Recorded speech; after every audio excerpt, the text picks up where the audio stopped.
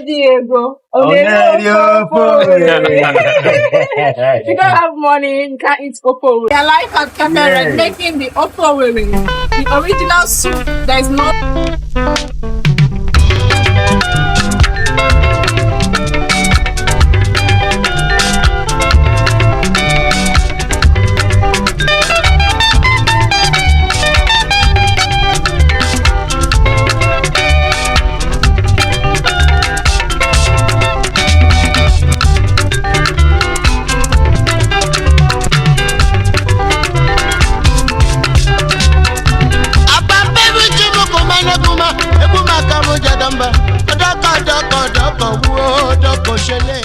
Wankwo ego mo no mebe ayama okwife kulu kaneme ayama adantia kwaru meku ayama.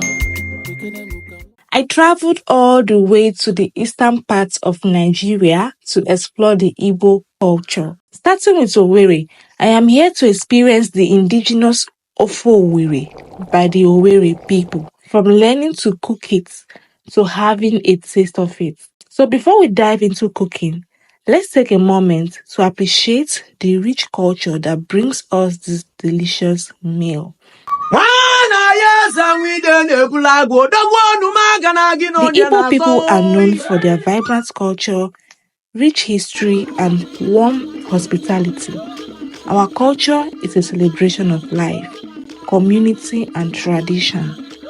The Owerri people are very welcoming and hospitable people, and that is why Owerri is known as a land for enjoyment. A typical Igbo man just wants to make his money and enjoy his money. This soup, Ofe Owerri, is made with lots of meat, fishes, and different types of assorted, with rich ingredients. And that is why the great musician Sir Warrior in his music said, "Onye na-eji ego, ọ naghị eri Ofe Owerri," meaning a poor man cannot afford to eat Ofe Owerri. Now let's dive into the cooking of this delicious soup. The key ingredients needed for this soup are your proteins: cocoyam or yam, okazi leaves, ugu leaves, crayfish, ogiri, pepper, seasoning, and red oil.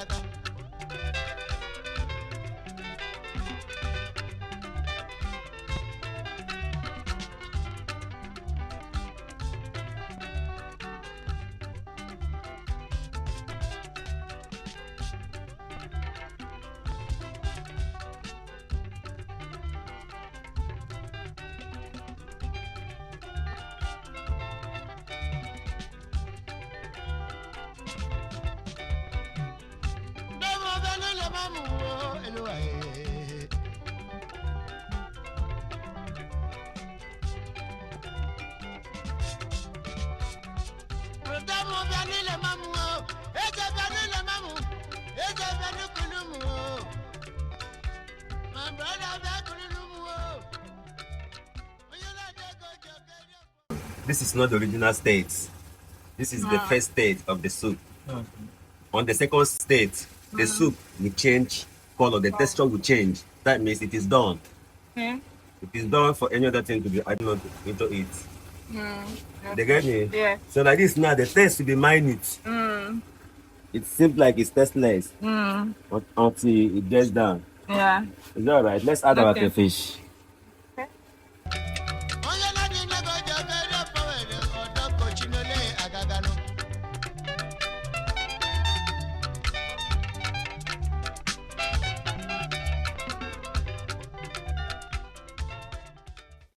Onye na-eji ego. If you don't have money, you can't eat Ofe Owerri. You have to save money for it. So today we are making Ofe Owerri. What do you have to say about Ofe Owerri? Ofe Owerri. The moment somebody say, let's go to Imo State, Owerri, to be precise, you have in your thought that they are going to eat Ofe Owerri. And Ofe Owerri is one of the best dish they known Owerri people for. It's unbeatable.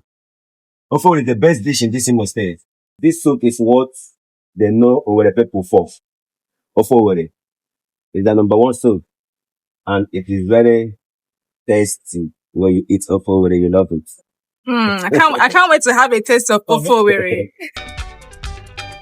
You see, the color has changed. Yeah. Now it will have good taste now. Okay. And at the same time, you want taste.